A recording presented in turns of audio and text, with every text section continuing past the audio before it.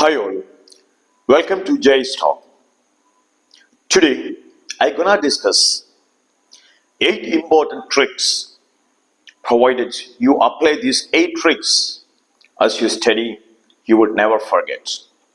As we all know that we have been approaching examinations, types of examinations of universities, CBC examinations, different state board examinations, IGCSE examinations, IB examinations, ICSE examinations, etc. The main problem children would be raising often is that they do study, they do spend time, but often they do forget whatever they study. Brain is having such massive and immense power.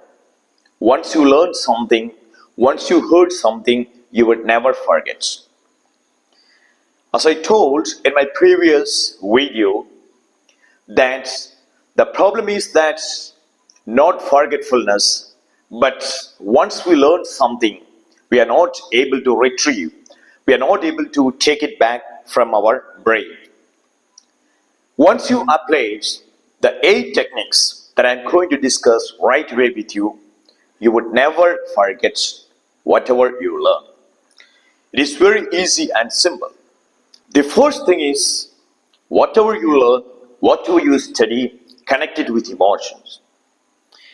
Brain would never forget whatever you stored emotionally.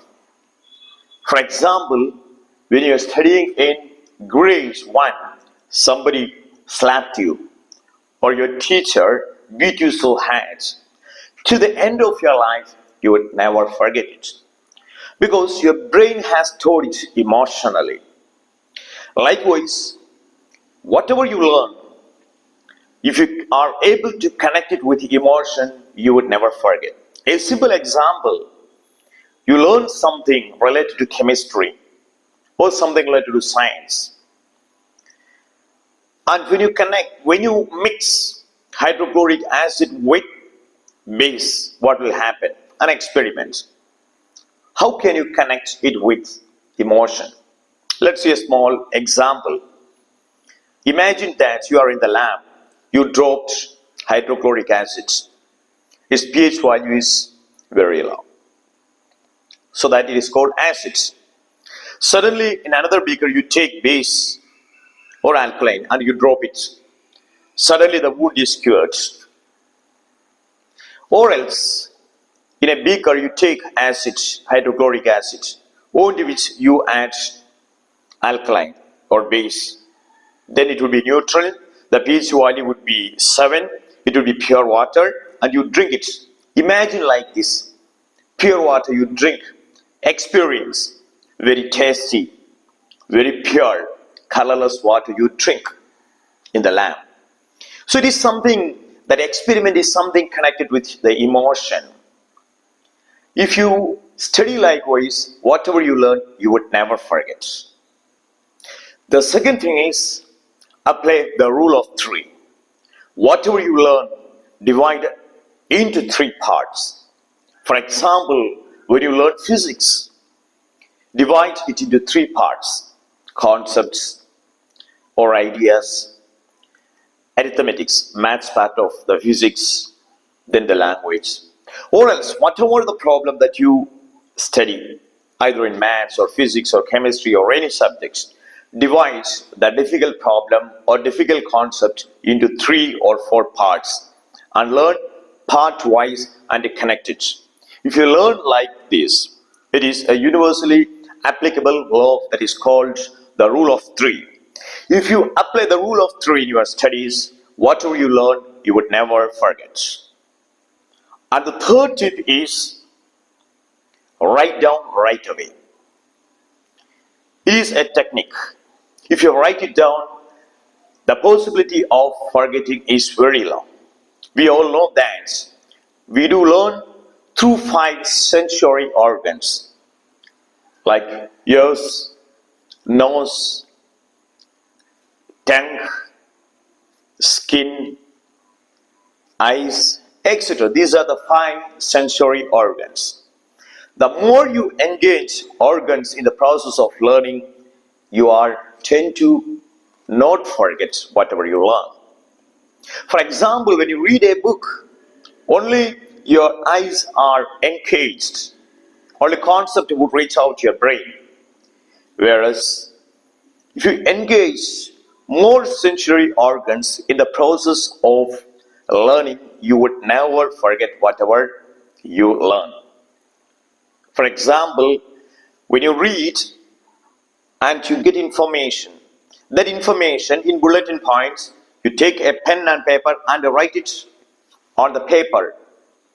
So you engage the skin in the process of learning. Skin is used for assessing chillness, hot, etc. Tongue is used for differentiating different tastes. Eyes are used for seeing the things and learning. Ears are used for hearing the things and learning. Nose is being used for smelling and learning. But most of the time, as children would learn, they do engage maximum their ears or at the most their eyes. So try to engage more sensory organs in the process of learning. So simple that whatever you learn, simply write it down. A corresponding mapping would be taken place in your brain. As a result, whatever you learn, you would never forget. The fourth most important thing is making an individual learning strategy. We all know that each human being on this earth is quite different. No two human beings are the same. Even if they are identical twins, you could find quite a different thought process, demeanors, mannerisms, behavior patterns, etc. So don't blindly follow your friends or your relatives who would be studying well. Everybody is different. Some would be nocturnal learners. They would study at night. They would sleep by 1 a.m. or midnight, and they would wake up very late in the morning. Some people would prefer to be learning early in the morning. They would sleep by 9 or 10. Others, they would wake up 4 a.m. or 3 a.m. and they would learn. Why? Because everybody's biochemical composition, the constitution of the body is different. The biochemical composition is different. Some people can survive till 1 o'clock, till 2 o'clock. Let those children or the people learn till midnight and let them wake up very late in the morning. Whereas some other people, they do prefer to be learning early in the morning. There is no hard and fast rules. You have to study at midnight. You have to study early in the morning. Which time is very much comfortable for you, you select it. And the second one is part of this main point. Some learners are auditory learners. They could learn easily things by hearing. Some are visual learners. They have to see. Those people who are so much biased to visual learners, they could make lots of diagrams, charts, flow charts, pie charts, etc. Whenever they learn, make such a diagrams and all, write it, make flow charts and all. So they could see and they could cement whatever they learn, the concepts, into concrete ideas in their brain. As a result, they would never forget. Whereas some children or some people are auditory learners. They could learn easily by hearing. So find out which category you belong to. Accordingly, you select your learning strategy. And the fifth one is ample and proper sleep, or else you can say sound sleep. It's very important, as I told in the previous video, as you study harder, so you'll be so tired. Your brain will be so tired. It has to rejuvenate. It has to recover the tiredness, for which the best medicine is ample sleep. So you have to, if you want to develop your muscles, you have to do hard work. You have to do exercise. And after doing exercise, you have to give. Those who are going to gym and all, they know that after doing after doing gymming in the gymnasium, they do give ample rest to their body. As a result, the muscles would be developed. The same is the process with the brain. Once your brain is tired, you give ample rest through sleep. As a result, the brain cells would be recovered. So having proper, ample, sound and tight sleep is very important for a better study. And the sixth one is exercise. Exercise would help you care a lot to study well. As you do exercise, especially in the morning, some happy hormones, oxytocin, likewise happy hormones would be produced in your body that will energize one thing.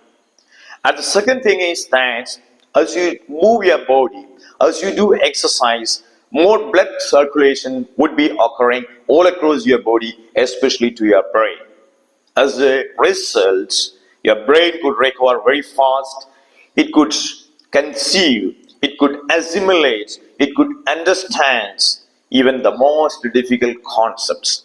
So do regularly mild exercise. As I told in the previous video, not very hard exercise that will again make you so tired. Instead, do some mild exercise like walking, Surya Namaskar, or else some ground exercise that would help you study very well by increasing more blood circulation into your brain. And the seventh important tip is visualize whatever you learn. Brain has got such a massive capacity to store concrete things rather than the concepts. For the brain, it's very difficult to keep concepts, whereas concrete ideas or visuals, it would be stored very easily. That's the reason if you watch a film, it would be there in the brain forever. The film that you watched so many years back could be recalled, could be remembered, even the minute things of that film. Why? Because you learn things through your eyes, visuals. Whereas whatever a teacher is teaching in the class, you tend to forget very easily because you use one of the sensory organs of your body, that is your ear. So concepts and whatever you hear is tend to forget very fast. Whereas if you visualize the concept to the concrete, it's very easy for the brain to keep stored. For example, you study about World War, or you study about Napoleon, Waterloo, you study about the war Waterloo. You visualize Napoleon Bonaparte goes on the horseback with a sword being followed by 10,000 people. On the way, he meets his enemy troop. They are 25,000 in number. Having seen such a huge troop, men of army, he gets scared. Likewise, you visualize, you imagine the idea, you give a concrete form. Automatically, your brain would be storing whatever you learn and you would never forget. Even when you study science also, apply the same thing. You study physics, you study about velocity, you study about speed, you study about acceleration, you study about thrusts. Visualize a car is going very fast, speed, then velocity, suddenly car hits somewhere, then it becomes zero. Likewise, visualize, or else a flight is moving, thrust, rolling, flight is about to fall. Likewise, create some story automatically that would easily be stored in your brain with concepts. So try to change concepts into concrete. It It means visualize, give picture to the concepts that you learn. As a result, whatever you learn, you would never forget. And the eighth one and last is association of ideas. It's very important to associate with what you already learned when you learn something new. It's called association of ideas. For example, you learn about speed and thrusts. Just as an example. Then you connect this concept with what you learned earlier. Somebody slapped you 2 years before. It's just an example. Speed, the movement of the hands, the speed, the thrusts, the moment it hit on your face, his hand was stopped over there. Likewise, association of ideas is just a small example, or anything. Any concept when you learn, you connect it with similar concepts that you already learned. When you study about speed, connect it with even velocity, movement, etc. Different things. So whenever you learn a new concept, connect that concept with something related to that what you learned earlier. As a result, it's called link story method or linking method. Because certain things are already over there in your brain, and when you learn something new, you get connected, you hook it.